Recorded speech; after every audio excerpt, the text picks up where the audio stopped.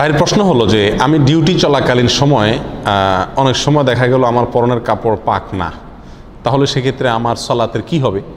প্রথম কথা হলো যে একজন মুমিন, একজন মুসলমানের কাপড় সবসময় পরনের কাপড় কি থাকবে? পাক থাকবে।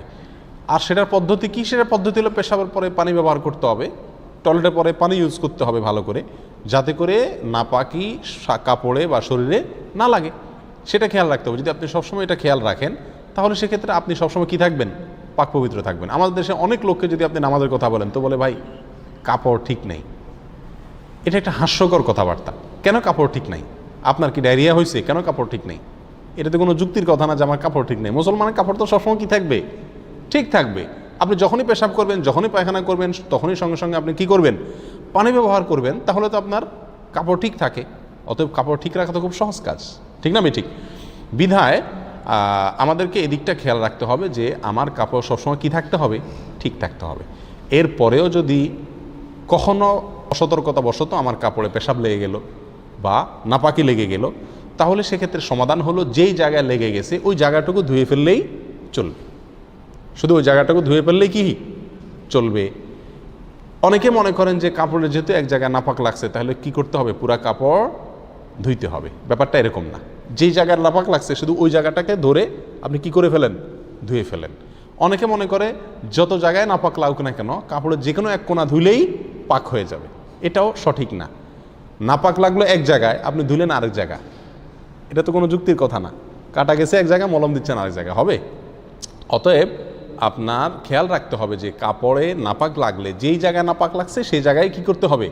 ধরে ওই জায়গাটুকু ধুয়ে ফেলতে হবে, ধুয়ে আপনার চিবায় ফেলতে হবে, বাস, তাহলে পাক হয়ে যাবে। যদি ওই জায়গাটা আপনি নির্দিষ্ট করতে না পারেন, হারিয়ে যায়, এমন জায়গায় পেশাব লাগছে, লেগে শুকিয়ে গেছে, আপনি ঠিক জায়গাটা ধরতে পারছেন না, এরকম যদি হয় তাহলে সেক্ষেত্রে আপনার ওই কাপড় পুরাটাই কি করতে হবে? ধুইতে হবে। কথা বুঝে আসছে? আর যদি ছিটা লাগে, কীরকম ছিটা? শুয়ের মাথায় যে পরিমাণ পানি থাকে সে পরিমাণ ছিটা যদি আপনার পেশাব করলে অনেক সময় আসে, হাড় বা শক্ত জায়গায় যদি পেশাব পড়ে এসে যায়, তাহলে সতর্কতা সত্ত্বেও যদি এরকম এসে যায় তাহলে ওইটা মাফ। ওইটার জন্য কি হবে না? অসুবিধা ইনশাআল্লাহ হবে না। কিন্তু চেষ্টা রাখতে হবে পেশাব থেকে পরিচ্ছন্ন থাকার ব্যাপারে। কবর আযাবের অন্যতম একটা কারণ হলো পেশাব থেকে ভালো করে পরিষ্কার পরিচ্ছন্ন না হওয়া। কথা কি বুঝাতে পারছি? এইগুলো একটা অবস্থা। এখন যদি এমন হয় যে পুরা কাপড়ে নাপাক লাগছে অথবা কোন জায়গা লাগছে সেটা আমি ধরতে পারি নাই, এখন তো আমার কাপড় চেঞ্জ করতে হবে বা ধুইতে হবে, তো আমি এমন জায়গায় আছি যে জায়গায় আমার বিকল্প কাপড় নেই, আমি করবো কি? ইচ্ছা থাকলে শত উপায় আছে। কিভাবে আছে? আপনি টয়লেটে গিয়ে গোটা কাপড় খুলে উলঙ্গ হয়ে পুরোটা ধুয়ে ফেলতে পারেন, পারেন না? না পারেন? সেখানে গুনাহ হবে? গুনাহ হবে না, কারণ আপনি একা আছেন। কথা বুঝে আসছে? এবং আপনি অপারগ, সেজন্য আপনি এটা করতে পারেন। এটা হলো একটা সমাধান, কিন্তু এই সমাধানে যাওয়ার প্রয়োজন হয় না। আমাদের সবার কাছেই এক্সট্রা কাপড় মোটামুটি প্রায় থাকে। গেঞ্জির উপরে শার্ট আছে না নাই? পাঞ্জাবি বেশিরভাগ সময় থাকে, গামছা থাকে, তোপ থাকে, আরও অনেক কাপড় চোপড় টুকটাক আমাদের কাছে থাকে। নাভি থেকে হাঁটু পর্যন্ত আপনি ঢাকলেন, কাঁধের উপরে কোনো একটা কাপড় থাকলো, তাহলে তো আপনি নামাজ পড়তে পারেন। এইটুকু কাপড় নাই, এরকম মানুষ কে আছেন বলেন? আপনি যেখানে যে অবস্থা থাকেন এটুকু কাপড় থাকে কি থাকে না? তাহলে সালাত পড়ার জন্য কাপড় খারাপ, নাপাক লেগে গেছে, এরকম কোনো যুক্তি খাটে না। এখন আপনি হয়তো বলবেন যে আমি মসজিদে কিভাবে খালি গায়ে এসে নামাজ পড়বো? এটা কি সম্ভব? অসম্ভবের কিচ্ছু নাই। তো মানুষ হাসবে, হাসুক, আপনার তো ফরজ আদায় করতে হবে নাকি?